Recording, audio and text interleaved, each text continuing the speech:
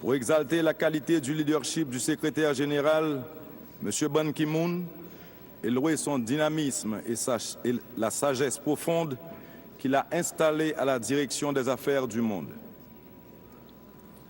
Du haut de cette tribune, j'adresse un salut fraternel à la République sœur du Soudan du Sud, qui vient de proclamer son indépendance le 9 juillet dernier.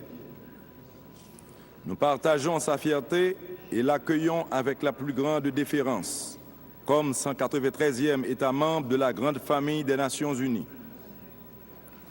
Je lui transmets les chaleureuses félicitations et les vœux de paix, de bonheur et de prospérité de la République d'Haïti.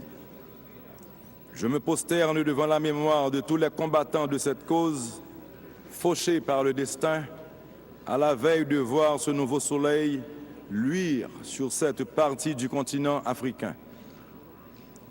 Monsieur le Président, en prenant la parole devant vous aujourd'hui, au nom d'Haïti, je veux joindre ma voix à celle de tous les autres pays membres qui, comme nous, connaissent la gestion du lourd fardeau des situations post-catastrophe ou post-conflit, pour dire que les plus faibles, les plus vulnérables, gardent encore l'espoir. Ils gardent l'espoir de renaître parce qu'ils ont pris conscience que les situations d'avant-crise ne sont désormais plus possibles. Ils savent que le changement dans leur mentalité, changement dans leur gestion politique, économique et sociale, doit être leur seul credo. Ils ne peuvent pas en faire l'économie.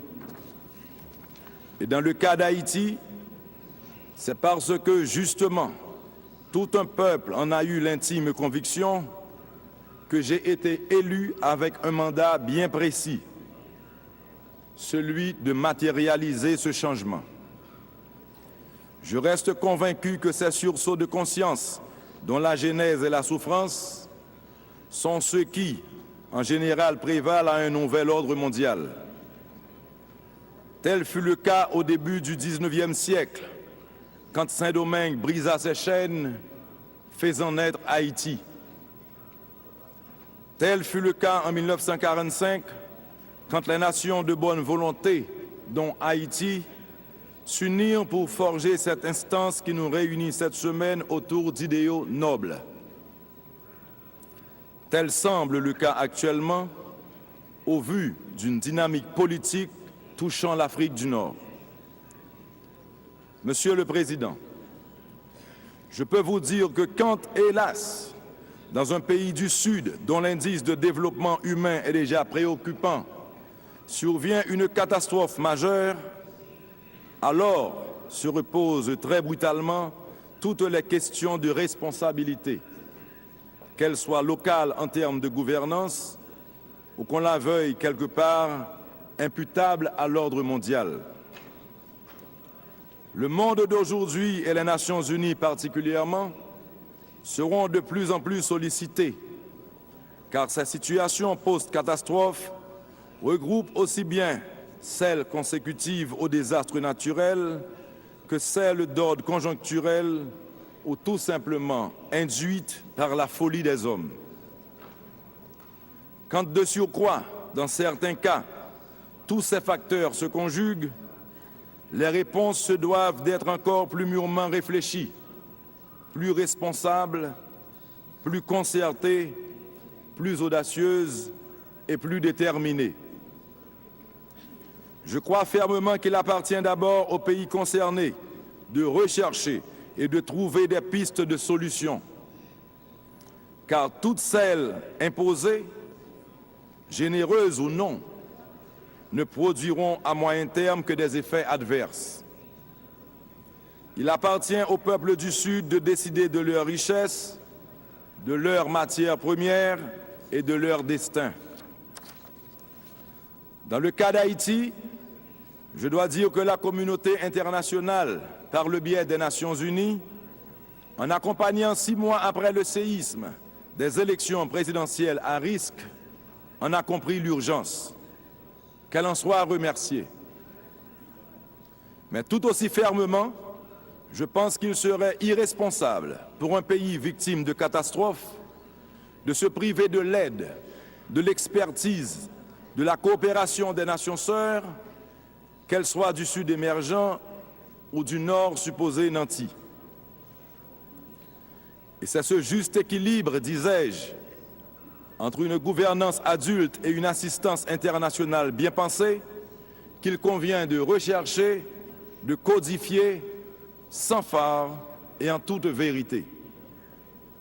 Qu'il me soit permis ici de citer à titre d'exemple les nombreuses missions de paix et de stabilisation des Nations Unies en de multiples points de la planète, dont Haïti. Une constante se dégage. Accueillies avec soulagement au premier jour, ces missions à moyen terme s'essoufflent. Pourquoi? Parce qu'entre autres, les attentes des pays hôtes, d'une part, sont surdimensionnées, et d'autre part, parce que ces missions ne peuvent évoluer, figées qu'elles sont, dans des termes de référence peu souples.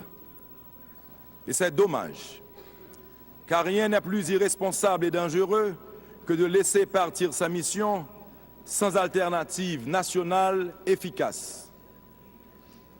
Dans le cas d'Haïti, à quoi aurait servi cette mission si aujourd'hui, sans coup férir, sans préavis, elle se retirerait? Certes, je suis conscient que des bavures inacceptables ont entaché le prestige de la mission, mais les arbres ne devraient pas cacher la forêt. Et je crois justement que la stabilisation politique passe par plusieurs étapes. Elle ne saurait se réduire à une simple force d'interposition ou en un rôle d'observateur plus ou moins neutre. C'eût été une vision bien réductrice du rôle premier des Nations Unies. Stabiliser, c'est justement bien plus que cela. Et c'est la meilleure, et c'est la politique de gouvernement que je préconise. Ce sont mes 4 axes majeurs, à savoir l'éducation, l'emploi, l'environnement et l'état de droit.